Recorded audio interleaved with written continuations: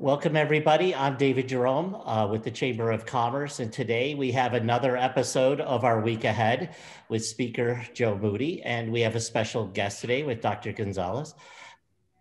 Can we just say welcome and very happy to have you here today. Without further ado, Mr. Speaker, I'd like to just hand it over to you. We only have a few minutes, and we'd like to hear what you think is going to happen for the week ahead in Austin. Sure, and I think that's why it's very fitting to have Dr. González join us today. She is neck deep, as you can tell from her background. She is still at the Capitol. I am back safely in downtown El Paso.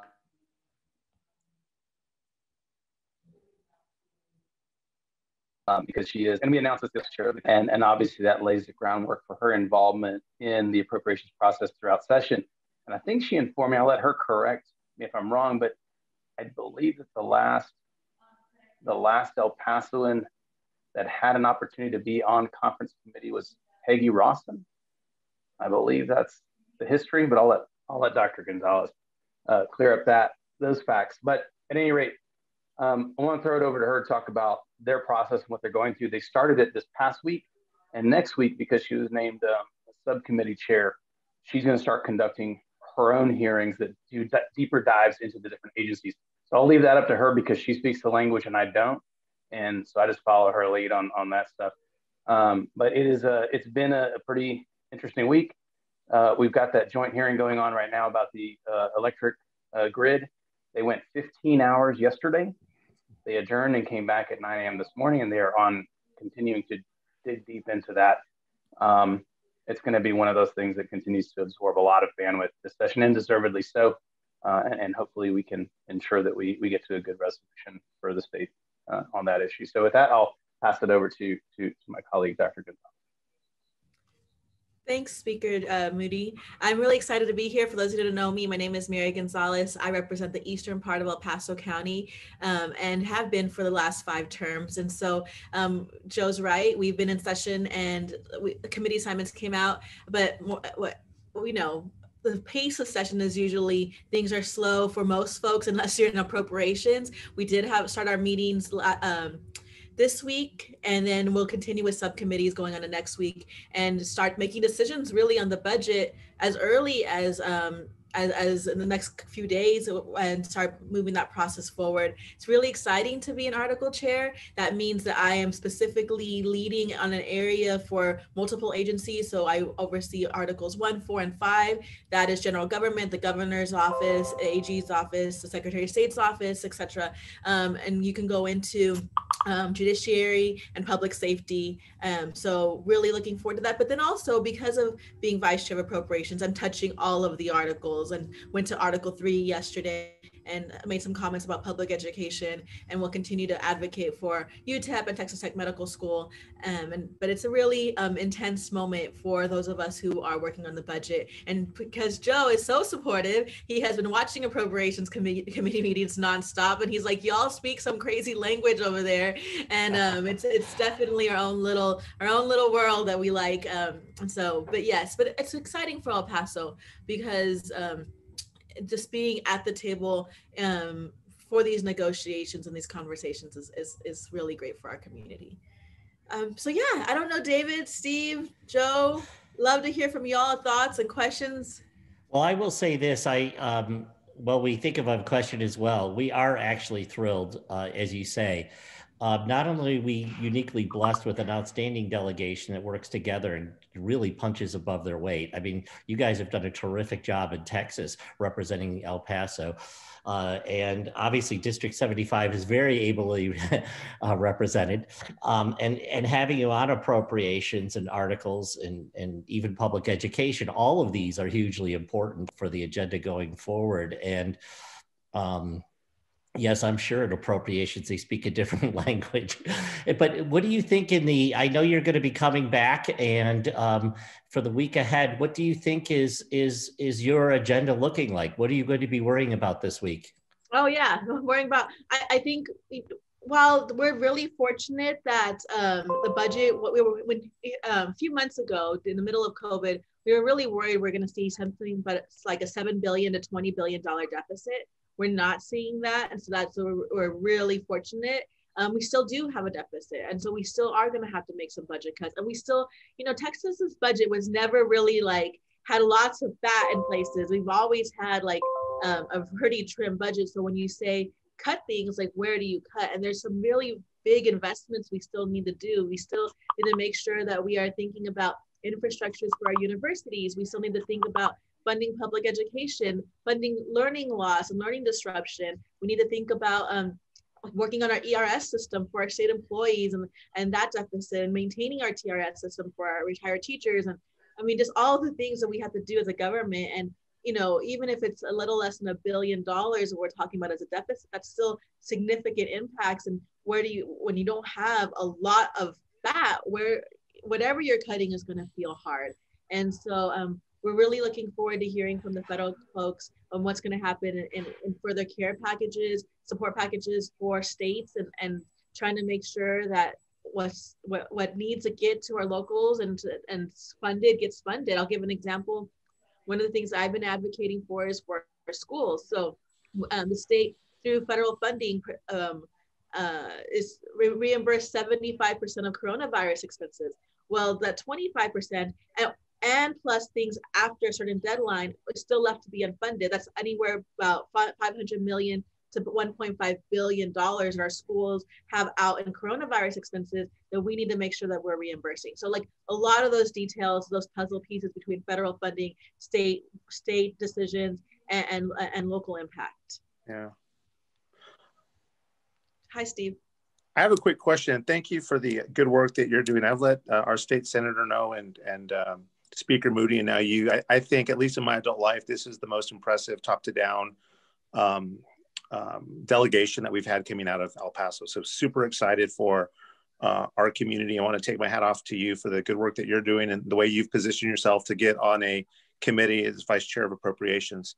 One of the things that David is going to be speaking about later on today with Chairman González at the Transportation Committee is international bridges. I know in your particular area, you have the Marcelino Serna port of entry, and there's concern about, or not concern, there's excitement about companies coming back to North America from some Asian companies. Juarez is doing very well with their commercial space.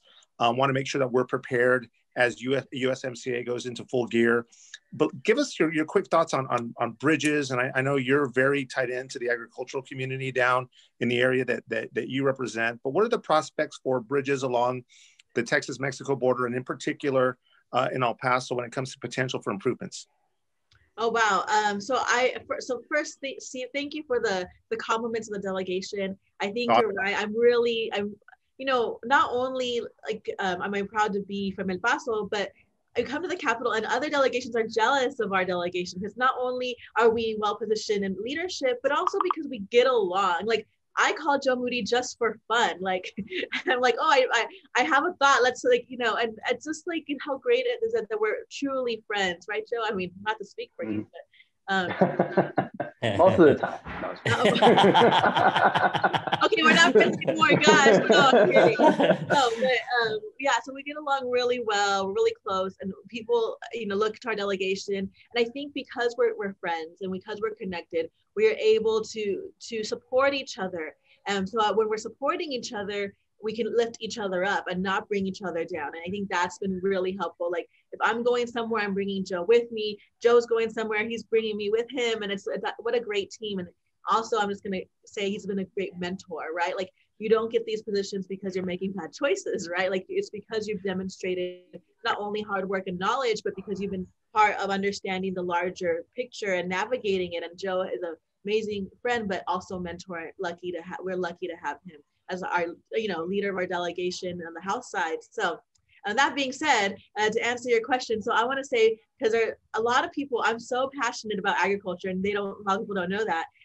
For a fun fact, El Paso County produces 50% of all of the pecans in the state of Texas.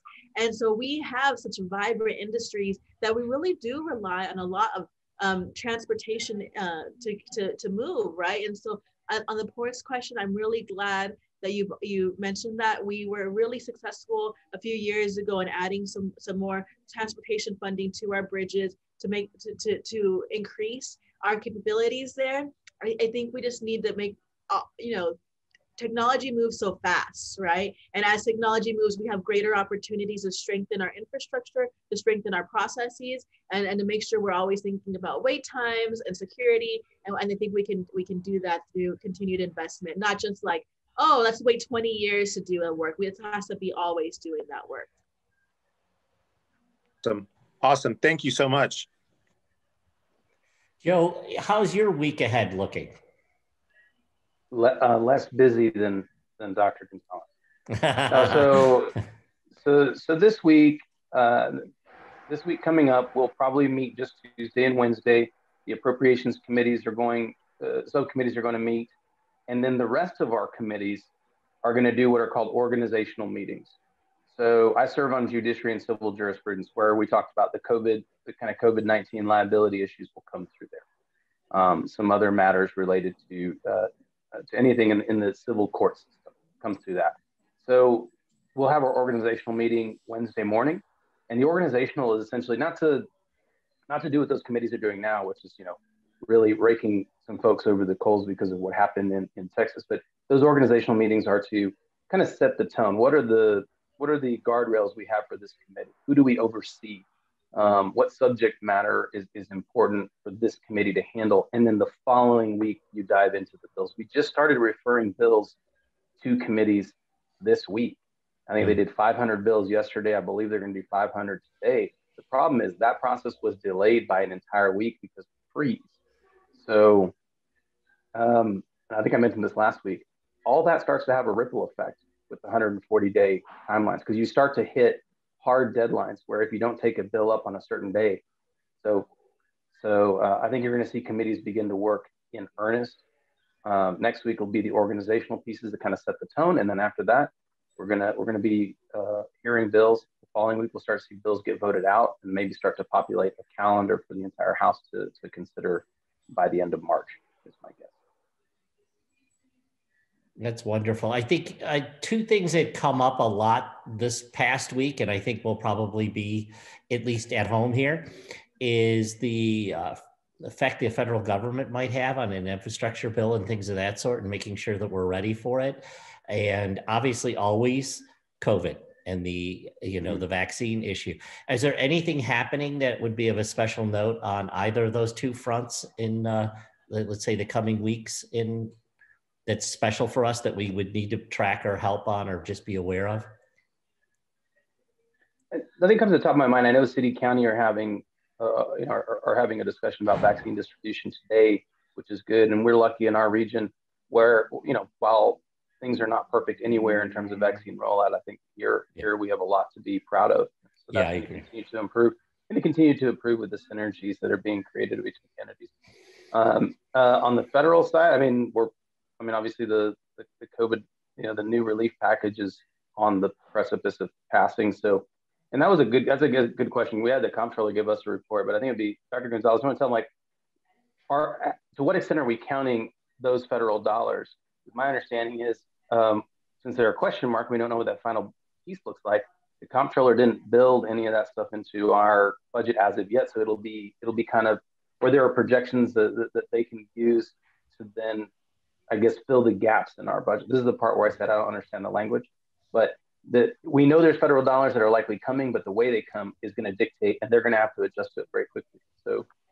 Yeah, I think that's a good question. So I will say the preliminary base budget is already $7 billion over the BRE that the comptroller gave us. So we're really are going to have to rely. So either massive cuts still to come, or the comptroller is going to reassess and give us a new BRE in April. So we're hoping that there will be more positive economic outlooks, but then also thinking through some of that federal funding that will need to be put in to make sure that we're not really dealing with those cuts. Because again, the base budget that we're working through right now, that'd be $7 billion. We can't go over the BRE constitutionally. So knowing that we have that gap is really critical. And so just there's a lot of moving pieces here. It's that there's timing issues. There's there are ties of that money, like what it can go to. I know that I was talking this morning with some labor folks, and they were saying that from a federal standpoint, they were asking for flexibility for cities and states in order to protect some of our employees at a city and state level, right? And so just lots of moving pieces. But yeah, so to answer your question, if you look at and I'm happy to share this, David, with y'all if you need it. If you look at some of the comptroller's new reports, he does put the old federal funds, but not necessarily in GR, of course. He puts it in another little bucket that you can see on his reports, and very important. Well, I mean, that is terrific. And I think part of the reason we mention it is that we are trying as best we can here too, working with you and your team, just to make sure that if federal dollars do flow, whether they be in terms of transportation, bridges, or education, higher education, that we're ready to help, and that we do have things that are ready to move if the funds actually move in excess of what you would expect, perhaps, or even beyond what is already being anticipated. So what I'm hearing from you is that you would like some marching orders for El Paso leaders to be, and I'm happy to give that. I think here's what I would say. Like Speaker Moody, Representative Moody, Joe Moody was correct. Organization meetings are starting next week, so I'm on PubEd. We'll have that meeting, but then we're going to go really quickly into hopefully some hearings. So if you are interested in bills that are in a lower, I'd say 800 down, then maybe you might want to consider being prepared to being able to potentially testify or start advocating for bills to get a hearing. I think this is the key, right? There'll be so few hearings that if there is a piece of legislation that you think needs to get a hearing, your advocacy this week to encourage the leadership of that committee to hear that bill is really critical. And so that's what I would say would be like, okay, if there is a ports bill, if there is, I mean, beyond the budget, we know this, and I'm happy to have those conversations with El Paso leaders. But if there's legislation, like I'll give an example. I've been working with El Paso education leadership on a bill, HB 129, digital citizenship, which talks about, with the shooting that happened, this person who came really fell down a dark web on the internet, left hate and misinformation. The internet is such an important tool to what we're doing, especially now post-COVID and then post-COVID. We look at what happened to our US government on January 6th, right? That was a lot of misinformation online. We have to give specifically young people the tools to navigate the internet, to navigate not only hate, but misinformation, cyberbullying, cybersecurity issues, all of these things, and we just are not giving them the tools. So we have a digital citizenship bill that we're working with El Paso education leaders that really stemmed from looking at what happened in the shooting and why it happened. So things like this don't happen, but it's overall a very necessary tool that young people need to have. That being said, there are lots of bills already that are assigned to public education. The chairman's only going to be able to pick 3 or 4 or 5 to hear because he's not going to want to have long meetings. So if that's important to our community should be reaching out to the chairman and say, this bill needs a hearing and here's why. Excellent. Thank you. That's exactly what I was. Perfect. Thank you. Joe, I don't know if you wanted to add more on that or what your thoughts are on that, because that's just my. No, I think the urgency you placed on that is correct. On the flight home last night, I went through every bill that I had filed and started throwing some in the garbage because we just don't have time. And in a prior session where you go, well, maybe it's just a win if I get a hearing on this bill. Well, in the age of COVID, like where we don't want people gathering in mass groups for long periods of time, those types of, little small victories, they're going to have to be postponed until 2023. And so we want to really get down to the nitty gritty and what do we need to pass, what has to pass. And if there's going to be some hurdles in the way of that bill that needs to pass, then we need to get them quickly moved out of the way. David, I want to get Dr. Gonzalez's take on this really quick, because I think it's very important. We had a discussion with State Senator Blanco, and he had noted that the allocation for the dental school made it to the base budget on the House and Senate. Felt like it was really important to protect that. And Representative González, I want to get your take on the dental school, the allocation, and continuing to grow that health science education sector in El Paso. Yeah, so we've done a lot. So we're really lucky that the base budget does protect a lot for both UTEP and Texas Tech. Specifically, not only the dental school, but we've also changing, this is gonna get really appropriator-ish. We also changed the bill pattern so that the funding mechanisms for the future aren't connected to other things that could potentially limit the medical school's funding. And so, but that's only on the House side. We need to get it on the Senate side, but I'm excited again because those little changes and differences will be negotiated in conference where I'll be able to at least keep an eye on it a little bit. Awesome. Thank you. Well, those are the questions that we have sort of received. We tried to weave them in as eloquently as possible to make this flow. But I also would like just to be able to leave just a minute for either one of you, just to, you know, in case there's any messages you want to impart to the group too. And because I'm also mindful of the time, I want to make sure that eventually Dr. González can get home from Austin. but I also, Joe, we did promise you we'd try to use your time very wisely. So I think we're getting very close to that. So if there's any parting comments you'd like to make, please. Do you want to go first? You want me to go first? You first. Okay, all right. So first of all, I want to say thank you to everybody in El Paso. I'm really, again, like we said, we're really excited to be here representing you, and we're doing a lot of hard work to make sure we're doing it with integrity and strategy and intentionality. But I know El Paso, more than most, has a lot of different and unique areas that we're trying to make sure don't get lost or forgotten. You know, there's so much happening that for me, that's really important, that the shooting doesn't get ignored, that our specific border needs don't get ignored. And at a moment in time when things are just so chaotic because of COVID, because of what happened last week, because of the budget, and so all these things. I will say, what's really great is not only do we talk to each other as a delegation, but we have an open door policy. So just let us know. And one thing I would start to put in El Paso leaders' heads, Joe, I made a bet this morning for $100 that we're probably going to have at least 2 special sessions, and that's my thinking. So just thinking through what that means for our community long term to have us up here longer than we would normally be here, and thinking through redistricting for our community is going to be really important. Just a lot of things to think about. I feel people are like, oh, things aren't moving fast. I think this time more than any time, it's a marathon. It's going to be a long, long, long year for all of us and our issues, and to maintain long-term attention to the legislature.